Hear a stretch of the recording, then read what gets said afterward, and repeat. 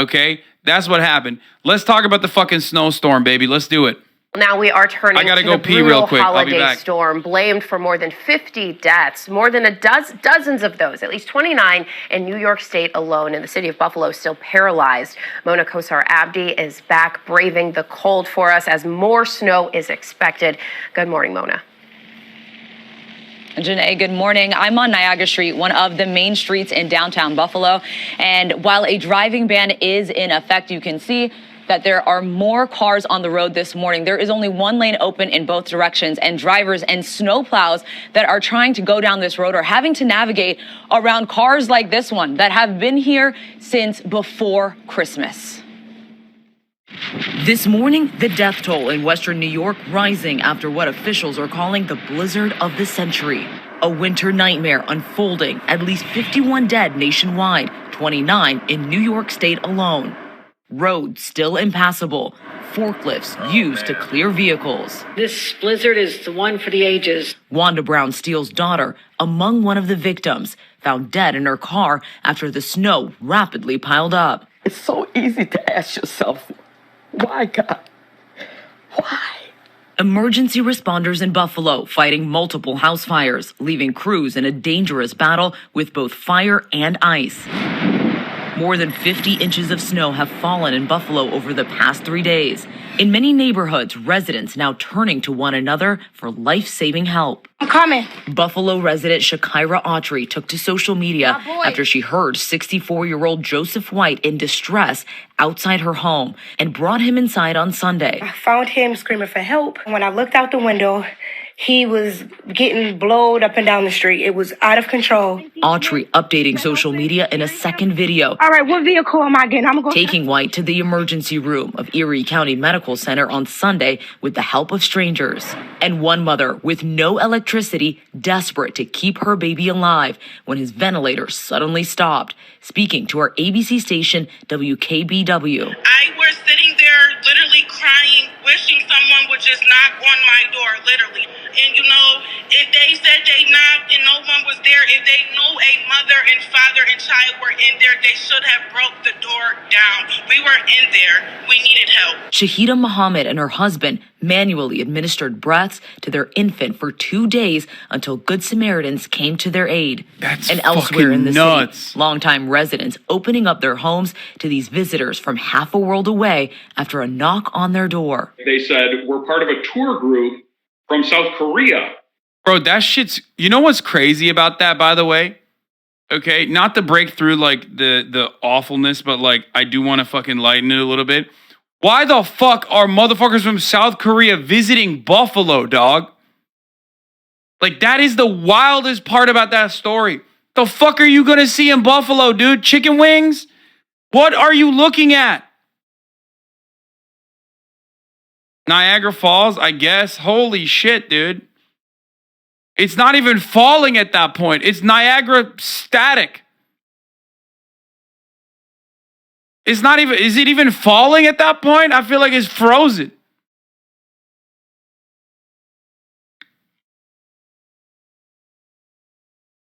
Yeah, Niagara stalls.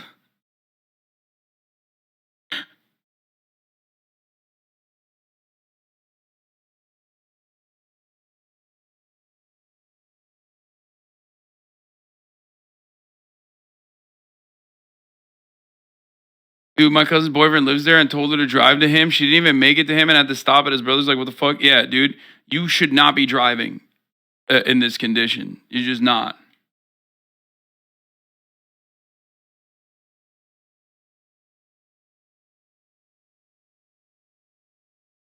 They wanted to see the Buffalo Bills. Josh Allen is the GOAT.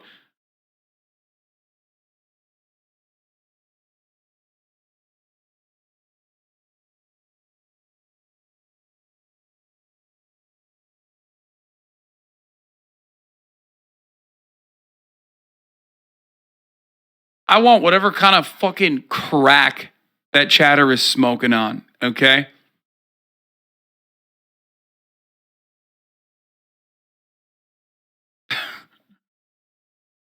Just to see life in a dramatically different perspective. And we have 10 people in our vehicle. And I said, get all of them inside our house right now. And all day yesterday, we saw people coming back to their vehicles, trying to dig it out.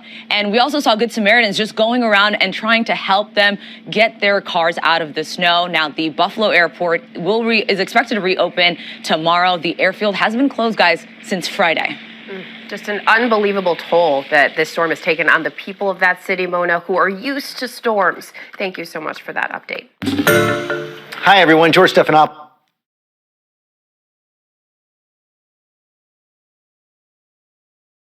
Isn't the Canadian side of Niagara Falls better? I don't know. I've never been to Canada. And I'm not going, okay? Just kidding. I do want to go to Canada. Okay, there's another side to this, okay? Southwest Airlines. Now, we talked about the dick riding that happened to the Southwest Airlines a couple days ago, apparently on one of the flights that actually did take flight. But unfortunately for many who want to go home in this holiday season, good luck. If you're flying Southwest, that shit's not happening. I know friends that thought that they were able to fly Southwest and come back home. Not happening. They're fucking locked. They're trapped.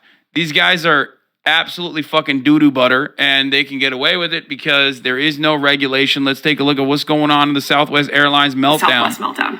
For those of you who don't know me, my name is Casey. Normally I cover sports and pop culture on here, but in my real life, I'm a traveling trial attorney. And what that means is that I fly in last minute for jury trials. I'm actually based out of Oakland, California, but the majority of the trials I do are in Southern California, so I live on Southwest. Southwest has already canceled almost 3. So for those of you who don't know, let me just describe something real quick, okay? Number one, no one should be stuck because of this kind of like incompetence or anything, but some of these people are stuck because of weather conditions. It is what it is, GG's, right? But like people aren't fucking going Southwest in many circumstances because they want to penny pinch or anything. They're going Southwest because there is a fucking monopoly in certain flight markets. There's only 7 airlines, and when you look at like half of the fucking travel to like bumfuck nowhere in the United States of America, unfortunately, your options are very limited. It's usually a duopoly, maybe an oligopoly, or in many instances, just a straight up fucking monopoly. You can't do anything about it. 3,000 flights for today, Tuesday, December 27th. And that's on top of the thousands of flights they canceled over the past 4 days. It was started because all airlines were impacted by weather on December 22nd and 23rd, the polar vortex, and then ice storms out of Seattle and Portland. Pretty much anyone you know who was traveling on those days had a very bad time, massive delays, if not cancellations. Most airlines, if you're not familiar, operate off of a hub and spoke model. Airlines like United, American Airlines, and Delta have hubs where the majority of their crews and planes are based, and then they fly out on the spokes to other routings. For example, United hub is San Francisco. Flights from United San Francisco will generally go to another city and then come back to San Francisco. The disadvantage of this is that it does allow for less day-to-day flexibility. However, in the event you've got a big meltdown at one hub or at one city or a weather issue, it does stay pretty isolated to that particular hub or that particular spoke. Now, the issue with Southwest is that Southwest doesn't have hubs. Southwest planes can fly all over the place. If you ever looked at the inbound for a flight you're taking on Southwest, that thing could have been literally anywhere. Like, people joke that it's the Greyhound of the sky because it's just making its way from east to west or from north to south, stopping at different cities as stops. The problem with that is, of course, if there's bad weather in Chicago, all of a sudden flights in California could end up delayed if the plane that they need to fly those routes in California is coming from Chicago. So for Southwest, when there was bad weather on the 22nd and 23rd. So here's what it is, though. It's not just the weather, okay? Learning the Southwest Airlines meltdown is due to an antiquated crew scheduling system that assumes where a crew member is instead of working off live flight data. They've lost track of almost every crew member, and the only way to solve it is for each one to individually call scheduling to tell them where they are. Their phone lines are swamped, and I've seen screenshots of the crew on hold for 23 plus hours trying to get through the scheduling. This is entirely on the fucking company itself. There are numerous things that they can do. Other fucking airlines are flying, even though the conditions are awful. How are they doing that? Well, they're doing that because they don't have the same scheduling process, most likely. Okay?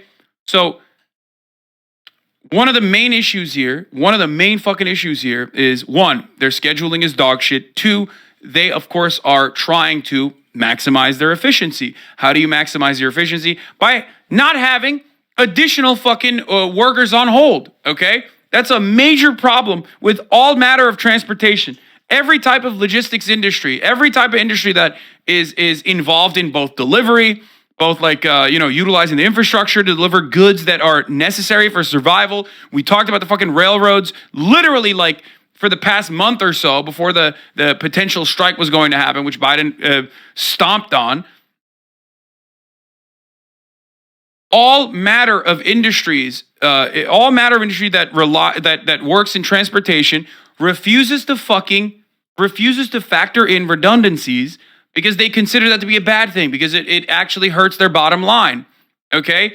It's the exact same thing. It's like when toilet paper is no longer something you can get whenever people are freaking out and they go and like hoard toilet paper, right? Why? Because it's just in time. It's the same exact like inventory management protocol that is utilized in this industry as well. Yeah, they're shorthanded. They overbook. Okay, they overbook on purpose to make sure that like sometimes that's how you get to a flight where there's like two people on the same seat and they're like, hey, we'll give you $300 in like flight coupons or whatever if you don't take this flight. There's a reason for that. Yeah, it's called lean staffing. Exactly.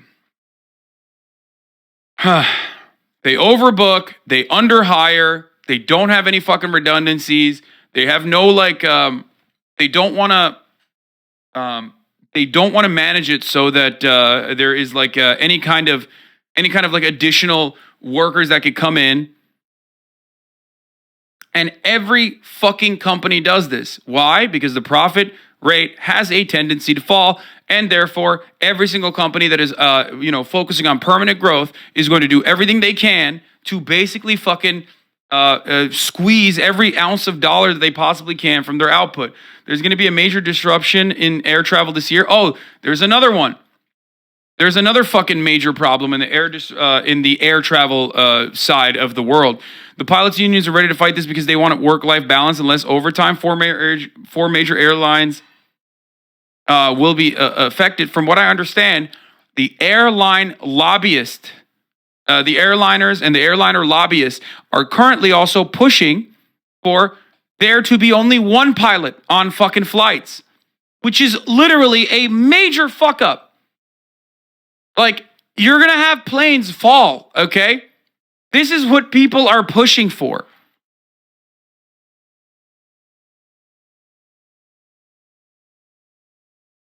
Same issue with railroads. That is the exact same problem with railroads. They want there to know, they don't want there to be any sort of fucking redundancy whatsoever. But that redundancy is a fail-safe, okay? Understand that. It's not actually a redundancy. It is actually the normal mode of operation so that there are multiple points of failure that you can account for, okay?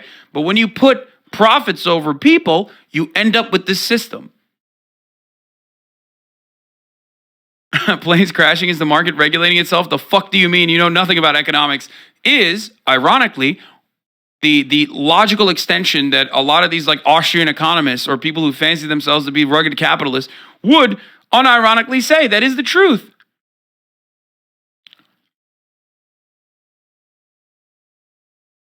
Anyway, let's continue with the Southwest airline thing. Hold on. Because scheduling can't keep track of where the crew is, Southwest operations have cottoned on a little late and are only now stopping the whole operation to get their ducks in a row and reset everything. Spirit did a similar thing in August last year.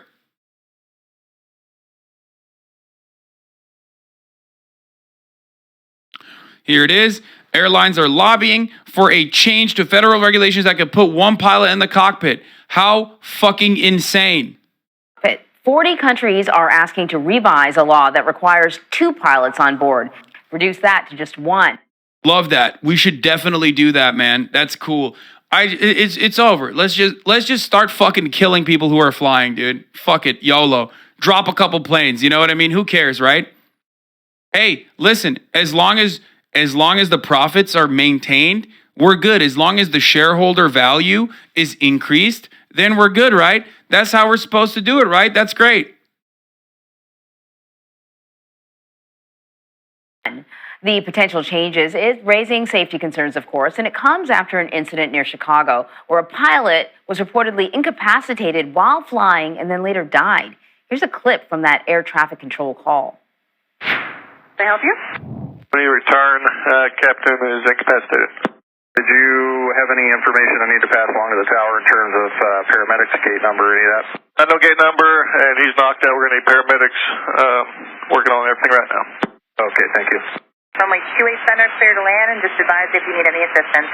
Clear land, 28 Center, and we'll exit. I'm going to stop, and I'm going to have to move the captain from the seat, get to the gate. All right, so for more on this, I want to bring in Senior Travel Advisor Peter Greenberg. Hey, Peter, it's good to see you. I don't know what would happen if there was only one pilot in that cockpit, because as I understand it, sort of the most concerning parts of a flight is the landing and the... That's a failsafe, baby. That's what it is. That's why this exists, by the way. There's a reason for why this regulation exists. Okay? That's it.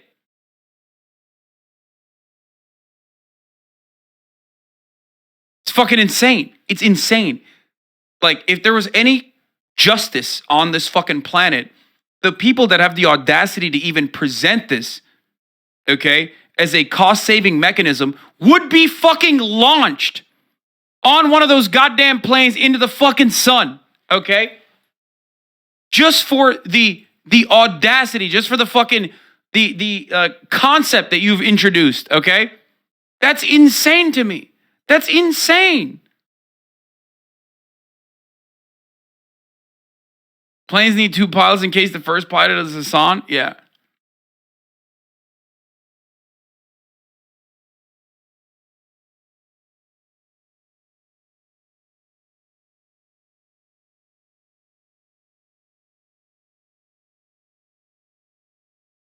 The word you're looking for is evil. No, the audacity is what is evil. The fact that they are able to even present this as an idea is insane. You are right, it is evil, but audacity is the correct word to use there. Takeoff. Who is behind the push? Let it happen. Once the entire country is terrified to fly, then high-speed trains will happen. You're insane if you think that's going to happen. That's an existential fight for the unions. They won't let it happen without a knockdown fight. Sarah Nelson, the Democratic Socialist leader of the Flight Attendants Union, said they will literally not fly with one pilot. Shit will get wild. Here's an interview with her. Yeah, we'll watch this in a second. They have just one pilot in the cockpit. Well, in the airline economics of things, there are only 2 things that an airline can't really control: labor and fuel. This is being driven by the economics of what it costs to have a pilot in the cockpit. I hate this. I hate the system, dog. This is fucking dog shit, okay? People be like, Hasan, why are you a socialist? Why are you a socialist? Aren't you rich? It's like, motherfucker, I don't want to die, okay? Even if I buy a fucking first class ticket, I don't want to fucking die! How about that? Is that good? Is that a good way to think about it? Do you want to fucking die? Do you want to take a bet every time you get on a plane where you're like, I don't know, maybe this is one of the one pilot ones, you know? Oh, I'm so glad that the shareholders have better profit margins this year.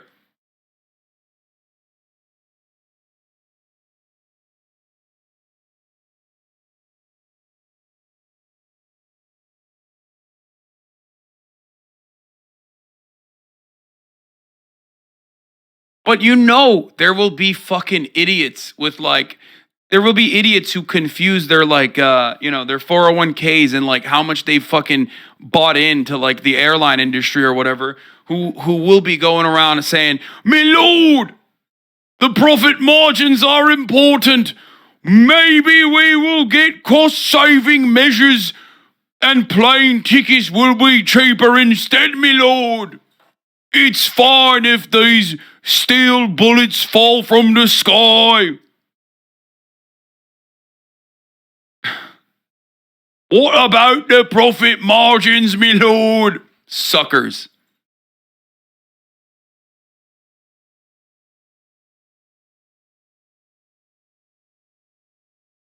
Yeah, by the way, your ticket will not go down. Like the cost of your ticket will not go down. Even if they like use this as a cost saving measure that like the customers will see, It's still not an adequate thing to do. It should not happen. But you won't even see that shit. It's not for saving costs because of a 1,500-hour rule that Congress introduced on their own after a crash happened some years back. Now it takes too long and it's too costly for new pilots to get to the airlines. This caused a shortage of fast and Congress. This caused a shortage fast and Congress won't fix it. Now airlines are answering with single pilot ops. Other countries don't have this issue. What?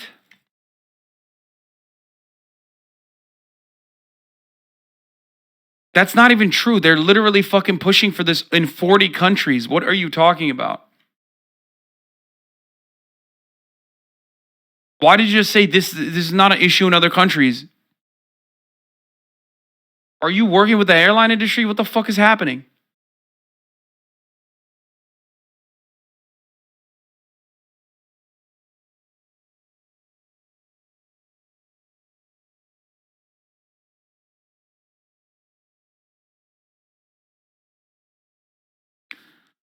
Look, man, there are certain instances where you can't do cost cutting, okay?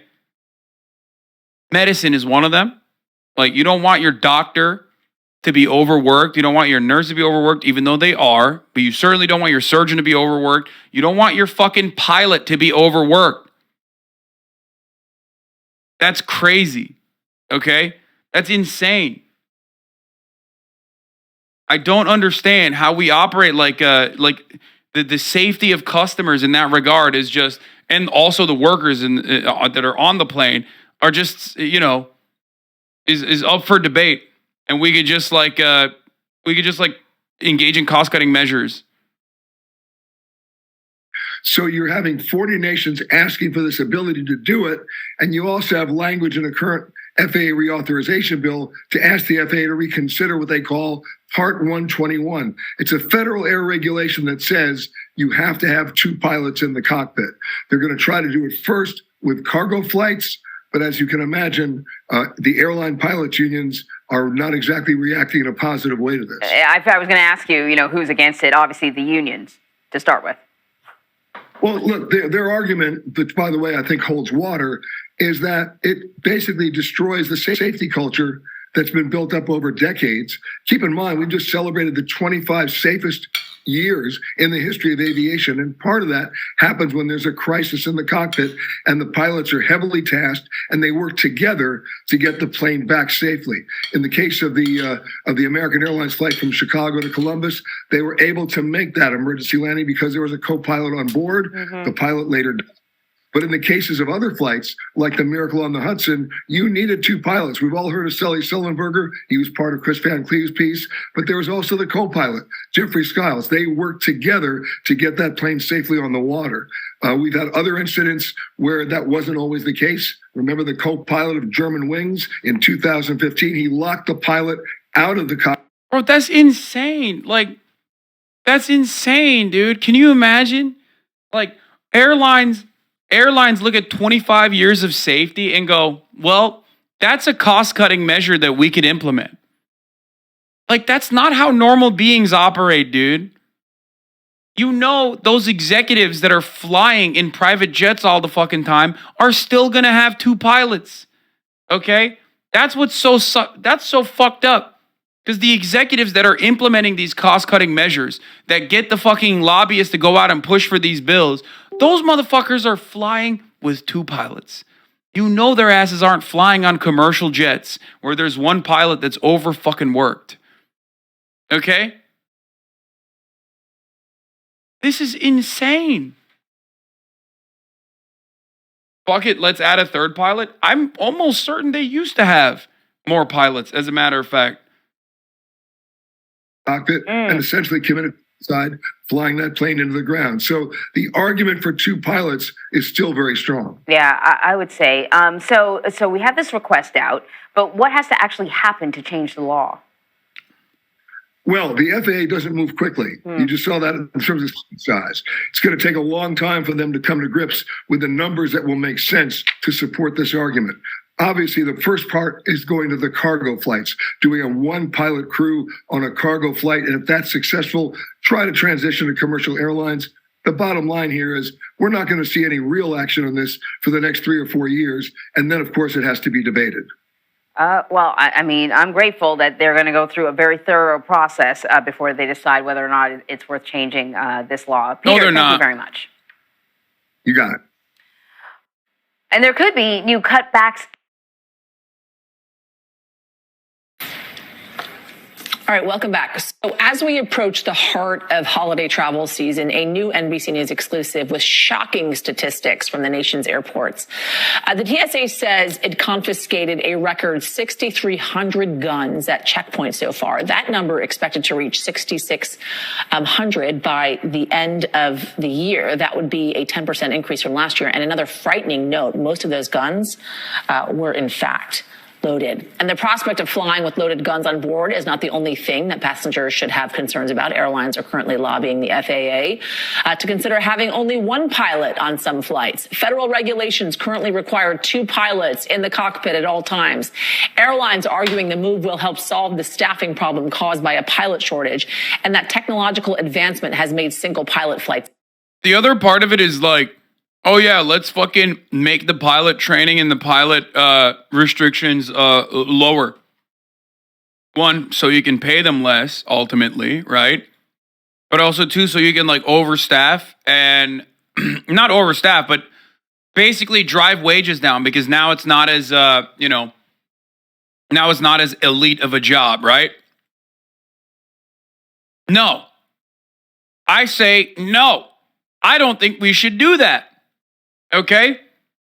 I don't think we should be saturating the labor market, as you correctly pointed out, with additional pilots that haven't gotten, the same level of fucking training.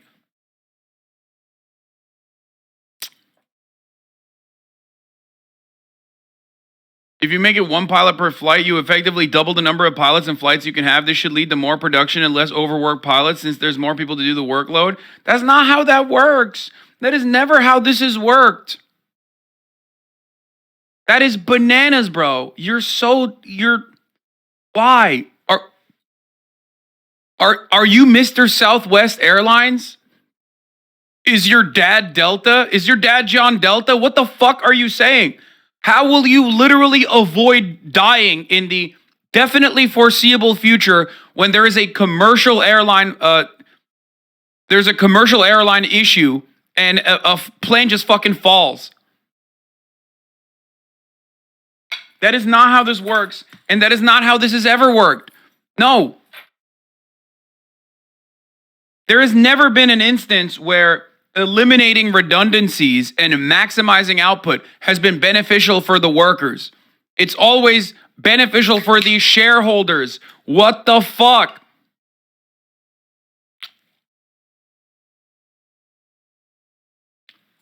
You don't have more pilots in that situation. You have more overworked pilots because they're doing the job of 2.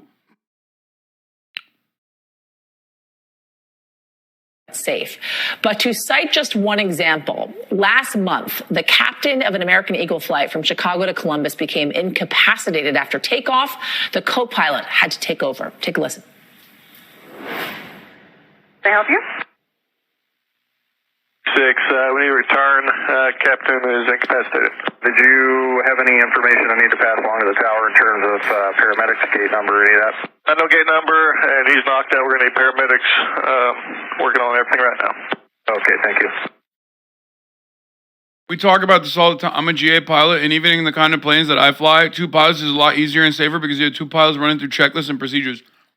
I mean, I've flown a plane with another pilot, okay? I've been the co-pilot to a very famous pilot. His name is Austin Show. Mr. Show. So I have a little bit of skin in the game, okay? I know what it's like. I've touched those fucking dials, okay? That's just difficult. Having 2 people there is, again, infinitely safer than having 1 person there. This is why we always say at the Hasan fucking broadcast, all matter of regulation is written in blood, okay? The ink that you write the regulation and legislation is written with blood. What does that mean? that means motherfuckers died. So then they were like, okay, I guess we need to have 2 pilots. Oopsie. I've never heard you say that. Well, I have said it before.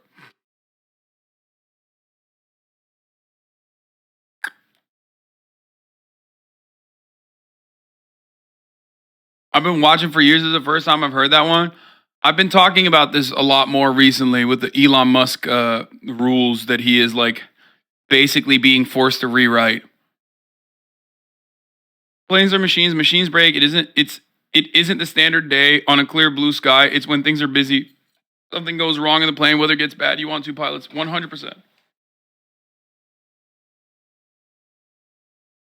There's literally a clip of you saying that last week.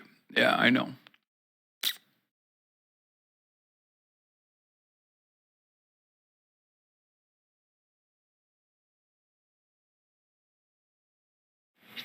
Sadly, that flight's captain died later on at the hospital. Sarah Nelson is the international president of the Association of Flight Attendants and is joining me now. I got to say, when I heard this idea of what airlines are lobbying for, right, to help with the staffing issues and all the delays that we've been feeling and while traveling, I was astounded, really. Tell me why you oppose this idea. Yasmin, the regulations that we Sarah Nelson's the GOAT. have in place in aviation are there because they're just, minor flags, but like friend of the show. We did appear on the YDSA Hot Labor Summer broadcast together. Not a big deal. Kind of a big deal. A badass. But anyway, let's continue. they've typically been written in blood. And we need 2 pilots on board the plane for the situation that you just talked about. We also need 2 pilots there to be able to work with each other. If you talk to Captain Sullenberger about his experience of making a decision that no computer would have helped him make in landing on the Hudson, that would have been a catastrophic amount of casualties rather than the success story that we know it to be. There are numerous stories where you have to have the human beings in the cockpit. And to put this very bluntly, when passengers hear a strange noise on the plane, they turn to flight attendants to see what our reaction is, to see what our leadership is in the cabin, and to make sure that things are safe. And I want to make it very clear. Flight attendants will not fly with 1 pilot in the flight deck. It's that simple. This is not a safe situation. And the bottom line often drives people to reason out, come to conclusions that are not safe. But we put safety first, and we are not going to allow this to happen. I got to tell you, that's exactly right. When I'm sitting on a plane and there is turbulence or anything that concerns me, the first thing I do is look at a flight attendant. If they seem at ease, they're still serving the drinks, they're still making their way around the cabin, then I settle. But if they seem a little stressed out, I get a little stressed out as well. Tell me specifically if you can provide any anecdotes about times of which a co-pilot has had to step in. Well, yes. I know of specific instances where, much like the issue that you talked about in this opening, where one of the pilots has become incapacitated, a heart attack. We have had a situation where flight attendants saved the life of the captain, but he had to be taken out of the flight deck. Wow. Another flight attendant who had had some pilot lessons actually strapped in and assisted with landing that plane. We have situations where we've had very sad situations where one pilot has left the flight deck and another pilot has decided for whatever reason has not been in a good mental state, and we had lives lost. And we have situations where they are just trying to figure out what's going on, going through checklists. There are 2 human beings that are needed in that flight deck at all times. For those instances where something goes wrong, we had a situation on Flight 232 back in 1989 where a plane was only landed safely in a cornfield because an off-duty pilot, a third pilot, came to the flight deck and helped when all hydraulics were lost. And through their own human strength and their sheer will.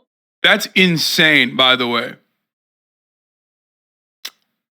For the record.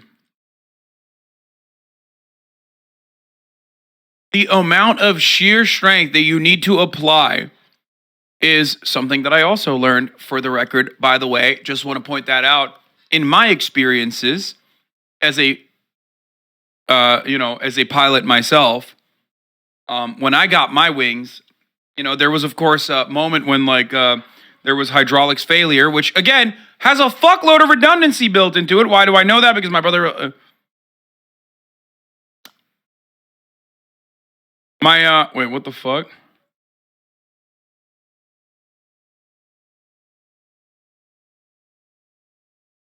All right. Are you joking? Are you literally a pilot? That's super cool. Yes, I am a pilot. Don't show anybody my flights. Oh no, what is this? I wonder what this does. Hasan! Oh! Jesus Christ! Oh shit! Oh! Why are we showing this? Why are we showing this? Why? Do you have to do that? Do you have to show this? It's kind of fucked up for all the new viewers to see some of my worst moments as a pilot and not some of my best, like when I landed that plane safely.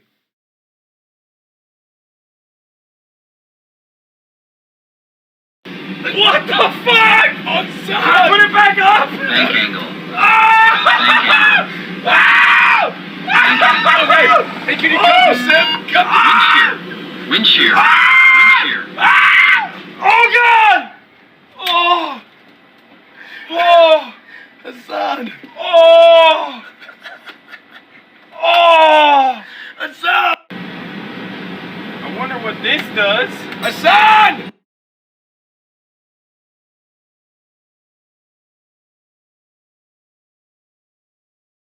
The new viewers need to know this is a smoking flight, yes. Okay, listen.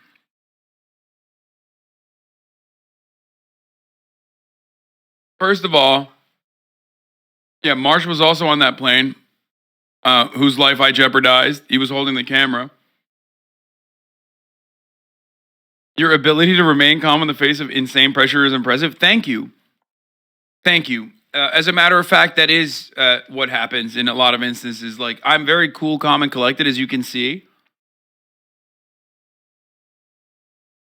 Anyway, my point is, okay, listen, I know hydraulics failure also has built-in redundancies, I guess, built-in fail-safes, right? For example, it's not just one hydraulics failure. You have to have 3 of them, okay? Which I didn't even realize you could actually fucking land a plane despite having all 3 fail. They're not redundancies, they're contingencies, exactly. It's not 1, it's 3. Because the moment that those hydraulics, all 3 of them fucking fail, which is like unimaginable, you are literally manually steering the plane, which is, going 400 miles an hour in the fucking sky by pulling it, okay? By like pulling it with brute strength. It's like power steering, which is insane. It's like driving a 10,000 pound Hummer with no power steering. Exactly. Which is, I didn't even think that you could do it. At least Murat tells me that it's impossible to do. But I guess it's not impossible to do because the pilot that was training us told me that that is something that they're trained on. That, because we tried it as well with like one hydraulics failure. You have a lot of redundancy on planes. The word is correct. Contingency, I think, would be a better way to describe it.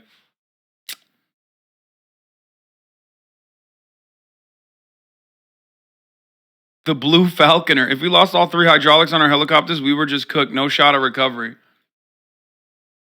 This motherfucker's name is Blue Falconer, bro.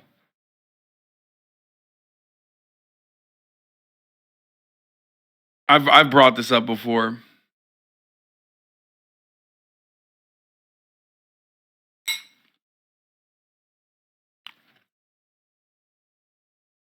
He's a buddy fucker.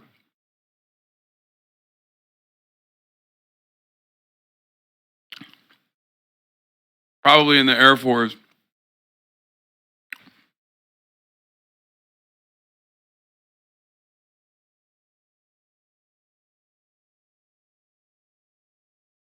certified NEF mod.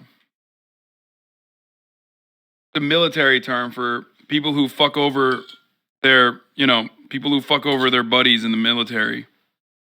Like snitch on them or fuck them over, right?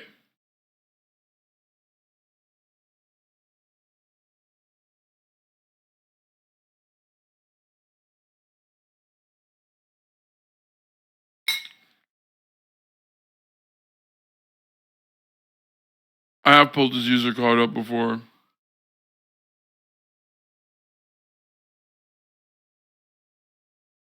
And military police. Yeah. Anyway.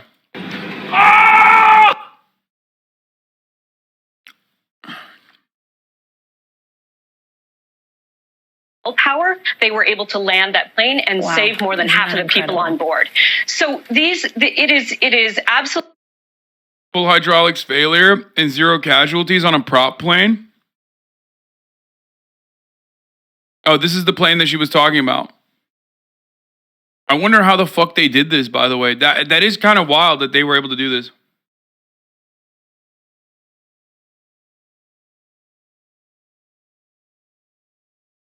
Because like I said, it's like, as Chatters also pointed out, and I have actually like tried to fly a plane without hydraulics on that same setup that we had, and it is virtually impossible.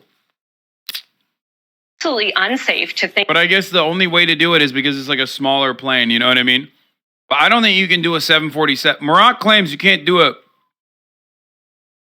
Murat claims that it is impossible for someone to power steer a 747, which I don't know,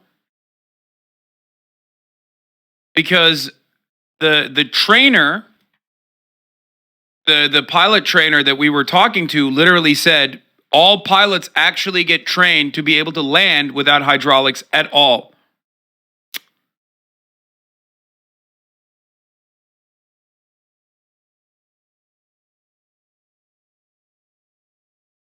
Heavier the plane, the harder it would be. Yeah, that's what I'm saying. Like, well, it could also be one of those granny lifting a car off their grandchild kind of situation as well. You're going to die. You're going to put everything you have into it. I don't know. Maybe they get trained doesn't mean they can do it. No, they get trained as in like you have to, as a part of your training, be able to do that.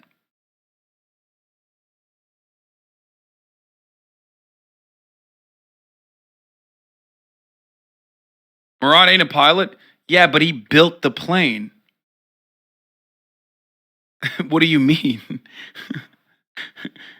Not talking out of his ass. Like he literally did build Boeing planes.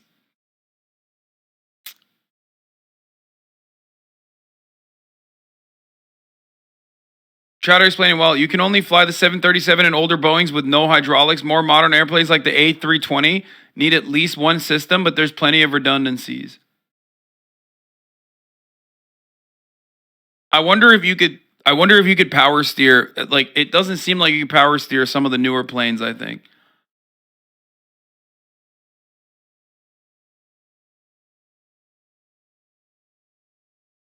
No, it is plenty of redundancies. No, this is one of those things. No, dude. You can't fuck around with planes, man. It's one of those things. I mean, ironic of me to say this about Boeing planes, but like, you know, you kind of have to make sure that everything is extra safe. Because if it's not, then you know what happens. Think about having only one pilot in the flight deck. We won't stand for it. You shouldn't stand for it either. And I want to be very clear. We're 80% organized in the airline industry. We have strong unions, the pilots and the flight attendants. And the pilots and the flight attendants, through our unions, are a strong voice in the regulatory process. And we are going to stand up for the passengers who are in our care, the rest of the traveling public, and everyone on the ground. And we're not going to allow this to happen. Hey, Sarah, just quickly here. If this is not the solution, then what is? Because there is a staffing shortage and there is a pilot issue. Well, the solution is what's happening right now. is contract bargaining that actually makes these good jobs again. It has been 20 years of concessions and austerity in the airline industry since 9/11, and we are in bargaining across the industry right now to lift the standards on these jobs, attract people to these jobs. We no longer have mothers and fathers telling their children, hey, this is a great profession. Go get trained in it. Come work in aviation. And we have to fix that. That's what we're working on right now. We're also working on making sure that these are jobs that are open to everyone, people of color, women, that there are scholarships that people can use to be able to get into these jobs. Those are the solutions that we need, not cutting corners on safety. Sarah Nelson, we thank you. Thank you so much. All right, coming up. The profit motive being placed over the safety of individuals. And we got to this point of conversation because Southwest was fucking over customers. Because for a lot of Americans, there's no class solidarity, and the only way they can recognize when shit is fucked up is when they are interacting with labor as a consumer. They don't recognize that they're getting fucked up in their own workplaces or have no way to communicate that, no way to push back against it. So they don't even have the processing power, the capability to do something about it. They just are supposed to fucking take it.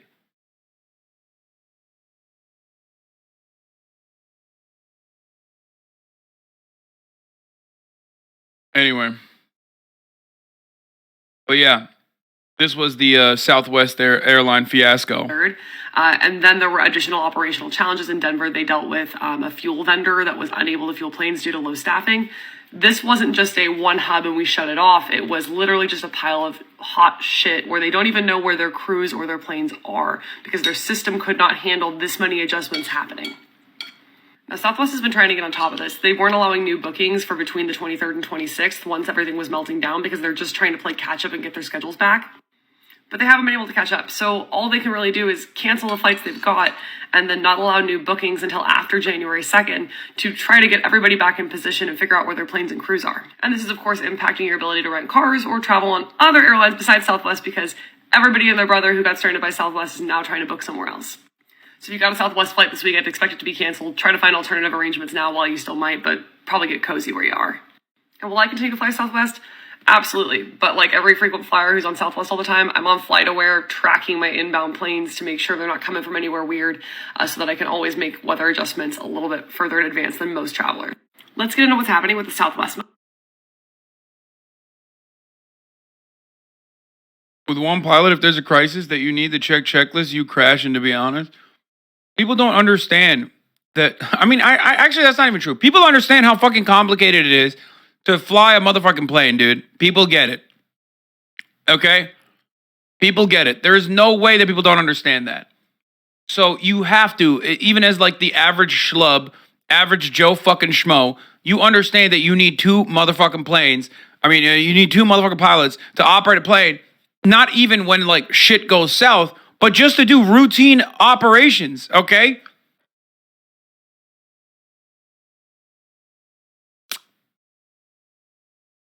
Good morning, Gio. Yeah, frustrated passengers are stuck at airports across the country. The return home from Christmas for many has become a flat-out nightmare. This morning, they said no one's getting on a Southwest flight for 4 days, and they said we can't help you go home. Southwest Airlines melting down in the wake of the Christmas holiday. Christmas was just ruined. This was the worst Christmas ever. While 3,800 flights were canceled across the country Monday after the punishing winter storm, nearly 3/4 of them were Southwest flights. And the company has already canceled over 2,500 flights today, with more misery expected this week. It's been catastrophic. It is simply a failure of Southwest management. When asked about the collapse, a spokesperson for Southwest blaming the weather. I think it's just the sheer size of the storm. It's just the fact that this one started west, swept east, and impacted almost every single one of our largest airports that put us in a position where we struggled to recover. And we struggled to get our flight crews and airplanes where they needed to be. In a statement, the company vowing we'll work to make things right for those that we... Why? Why is the media not doing the basic investigation that fucking TikTokers are capable of doing? That fucking Twitter nerds are capable of doing? To understand why this happened to Southwest and how it fucked over other airlines as well. But like other airlines were still able to operate. I'm sorry. This is so frustrating to watch. We've let down. We recognize falling short and sincerely apologize.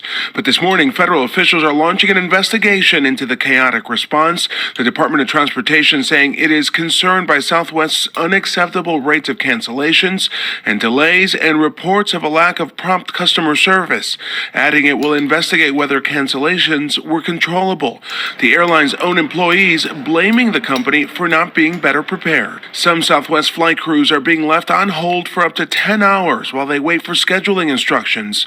From weary travelers sleeping on airport floors to unclaimed luggage pileups, the harsh reality was everywhere. Unfortunately, our next available seats for rebooking are on the 31st and beyond. Loudspeakers warning flyers in Houston they shouldn't expect to get a flight out for at least 6 days.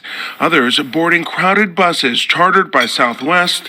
One bus headed from Raleigh to Nashville, a 500-mile ride that will take more than 8 hours. I definitely did not anticipate having to go from an hour and a half flight to taking an 8-hour road trip.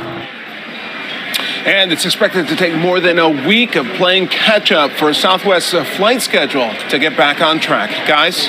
More than a week. What a total disaster. That's so dumb.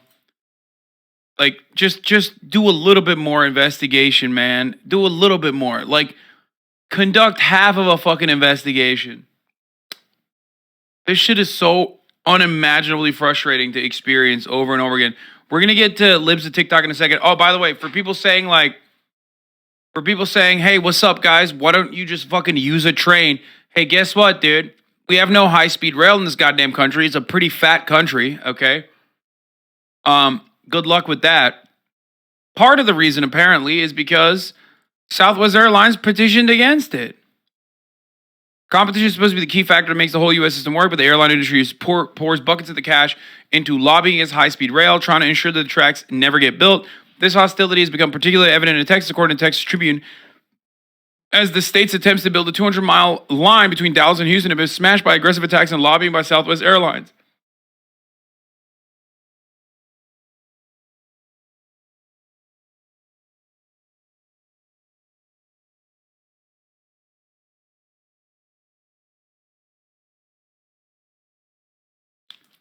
I hate this country so much. Like, I mean, it's just so awful. City Lab reports that the airline went as far as to threaten leaving the Lone Star State entirely, bullying much. I'm glad that they did that so that you were stuck with their shit-ass fucking planes that they didn't staff adequately. I just, what else to say in the situation other than just show you the fucking facts of the matter? Speaking of buses that are being utilized in Texas, here's what Governor Greg Abbott has been up to. Again, busing migrants to Kamala Harris's house. Wonderful, wonderful opportunity on Christmas Eve, to showcase how fucking Christian you are. You know what I mean? Just the most Christian thing you can do. This morning, days after buses of migrants were dropped off in 18-degree cold on Christmas Eve. During a fucking snowstorm, dude. Oh, man, I love this country so much. How wonderful of a Christian is that guy? What's really funny is, I tweeted about this, and I have had these pathetic fucking absolute monsters in my fucking replies doing a never-ending sea of self-reporting. Okay, talking about how awful they are, how monstrous they are, and how they are devoid of any kind of shred of humanity. Okay, I'll give you. I'll pick a couple choice ones for you, and then we'll address that commentary. We'll address those takes as well, because I said how Christian-like. When it's Christmas Eve and about 50 migrants were dropped off in front of Kamala Harris's residence. So wonderful, okay? So wonderful for people to just turn around and use this inhumane moment to say, why don't you fucking house them yourself? It's like, bro, I pay taxes, okay? I don't know about you, but I pay taxes and I want the government to deal with this sort of thing, okay?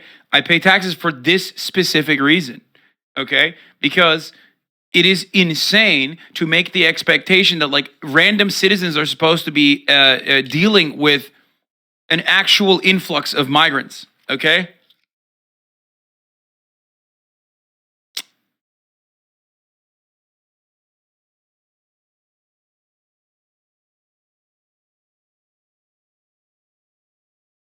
Outside the vice president's home in Washington, a spokesperson for Texas Governor Greg Abbott confirming the migrants came from Texas, saying they willingly chose to go. Many of the migrants, including children, were not wearing proper winter coats and clothing. Abbott's communications director. What happened to just being a good human without the incentive of taxes or the government stepping in? What the fuck are you talking about, brother? Are you this fucking painfully oblivious to why governments exist to begin with? Are you this stupid? There are things that each individual human being should not be expected to engage in, okay? I don't know the first thing. I can't speak Spanish. I and others like myself, just like you and your family, should not be expected to work with migrants on the fucking cold, snowy day. There is a reason for why we live in a society, okay? That's the whole purpose. Why else are we doing this? So if someone in need came to your door in bad conditions, you wouldn't help them? That's not what I'm saying at all. But we're talking about policy, you fucking absolute troglodyte, you brain-dead moron. Is that what we're talking about? We're not talking about that. Greg Abbott, they came to Greg Abbott's doorstep. Greg Abbott is well equipped to fucking help these migrants that came to his doorstep. What did that piece of shit do? He fucking shipped them off to DC. If this is your greatest argument, you fucking baboon, you've already lost. You've lost any shred of humanity that you had. And also, you lost the capacity to subscribe at the top of the hour when there's a 3-minute ad break. Because at the top of the hour, there is a 3-minute ad break coming for you. And if you no longer want to see those ads, all you need to do is subscribe. Which you can do for $5 or for free. But you can't do that if you're blocked. So get fucked. I'll unban him because I want to hear what he has to say. But I want to make a lesson out of him. You can also get gifted a sub. Sulansart, thank you for the 5 gifted subs, allowing 5 people to no longer see the ads.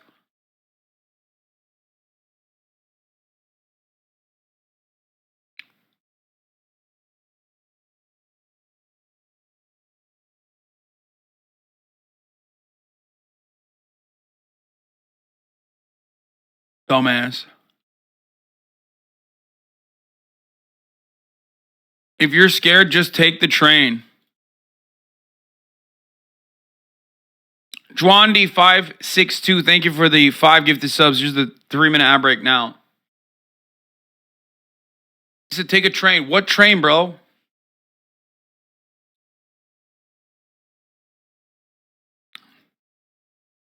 I want to hear this dumbass. I want to hear what else he has to say. What other dumb things he's going to say. Because he thinks he's so fucking brilliant.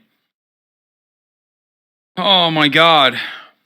He's like, dude, what? I can't believe you said you would spit on the migrants that come to your fucking doorstep. That's not what I'm saying at all. We live in a society. The expectation is that we're pooling our fucking funds together so that people can be taken care of adequately. Okay? You are literally looking at the government not doing what it's supposed to be doing and instead playing fast and loose with people's lives, specifically to do political theater in the middle of fucking Christmas Eve. And it is supposed to backfire because it's like such an unchristian thing to do, especially on fucking Christmas Eve. And there are still mouth-breathing, sea cucumber-brained dickheads who are trying to defend that kind of behavior. If individual acts of kindness were to make up for the government's inefficiencies, we would not have mass poverty in this fucking country. We would not have homelessness in this fucking country. You will never be able to individually solve systemic problems. You can only solve systemic problems by collectively engaging against the system and changing the system. Okay? You could invest your entire life, like the dumbass, capitalist-brained monkey that you are, into saving individuals, and you would still never be able to make a fucking dent in the system. Okay?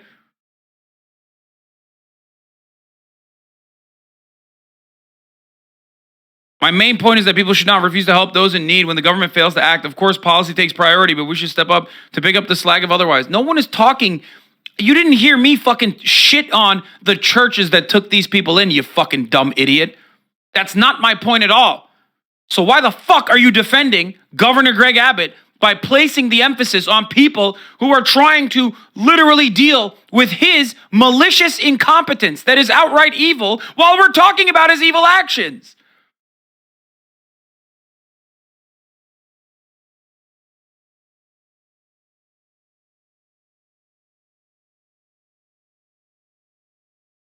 I did run the ad. You just didn't see it.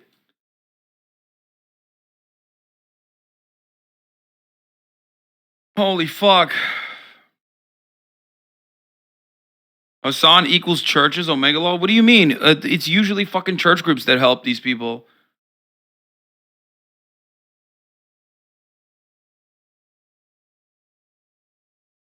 Imagine if you're in the situation of the migrants. Would you even want your children in the cold just to prove a point? Have everyone hate you because they just want to be saved by the evil they were facing from Mexico? It is so wild to me that Greg Abbott can get away with this kind of behavior, okay? And people will still talk about, like, you know, it's on the liberals to fucking defend these migrants, which they are. But, like, how are you going to refuse to fucking see that, like, he is the one that started the problem? Bill.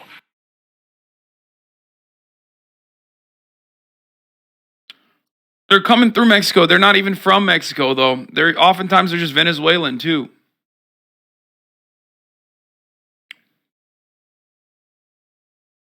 I'll never forgive trees for not finishing the job they started. I agree. If there was any honor or justice on this planet, that tree would have finished it off.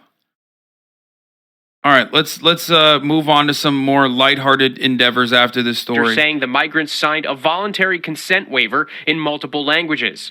Abbott recently spoke to ABC's Martha Raddatz about the bus drop-off in multiple cities. And I removed them to locations that self-identified as sanctuary cities that have the capability and the desire to help out these migrants. And so that's exactly what's taking place. The White House calling the move on Christmas Eve a shameful stunt, but Abbott's office firing back, slamming the White House as a bunch of hypocrites. The back and forth comes as both sides await a ruling from the Supreme Court on Title 42, a pandemic-era policy that allows the government to expel asylum seekers on public health grounds. The Biden administration argues the COVID emergency is over. Abbott says otherwise. Whether it's COVID or some other issue, when you have people coming across the globe without knowing at all what their health status is, that almost by definition is a public health risk. There's every reason to keep that in place. And now new figures show the extent of the crisis. Nearly 1.6 million people are now waiting for their asylum applications to be processed, a record number, with cases now 7. It's so funny that, like, America, the only time America has held on to, like, rigorous COVID protocols is Title 42. The only time the American government has cared about COVID is when it's migrants that are coming in. And, like, there's a way to deal with that by fucking, you know, processing migrants through some level of medical checks or something. But nope, can't do that. We just got to make sure that we are denying asylum seekers their legal right to seek asylum. 10 times higher than I hate this country, ago. man. I really do. By the way, it's the so average fucking wait time annoying. for an asylum hearing is now more than 4 years. Hi, everyone. George Stephanopoulos here. Thanks for checking out the...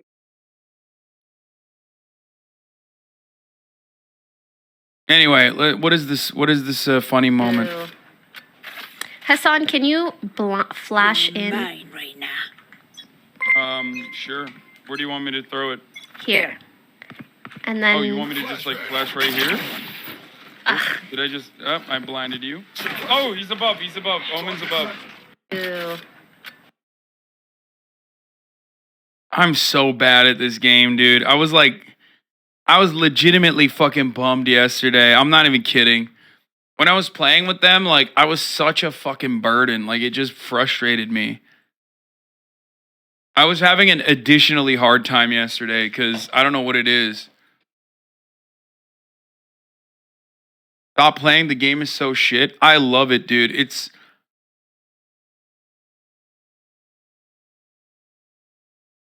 Sorry for interrupting, but can we watch Beyblade Metal Fusion instead of Yu-Gi-Oh? As it's been on YouTube fully for 4 years now, and it's hilariously stupid. Also, please don't unban me. Why'd people sad?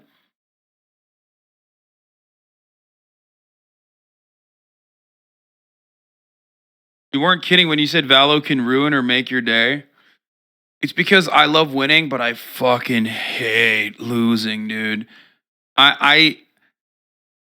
It's just like, I just feel so pathetic. That's why. That's what it is. I feel so fucking pathetic when I lose. It just makes me angry. I'm like, oh, this is such a bullshit thing. People do this so casually. They're so good, so casually. And I just don't even have that. And it makes me mad.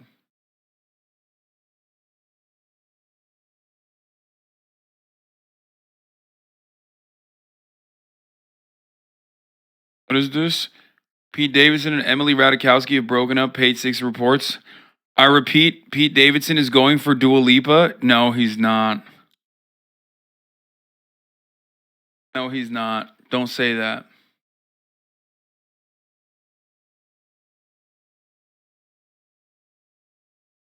Let's watch Mouses using a Blade Bay. What? I'm telling you, you need to play other FPSs as well. It will help a lot with aiming and game sense. Only playing Valor as your FPS is a receipt for mental boom.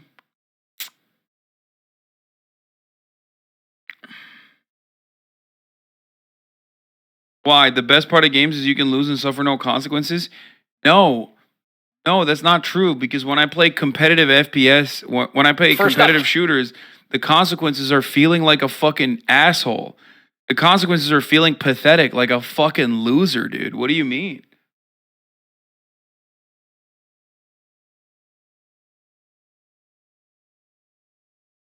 The consequences are losing RR. Or I guess this.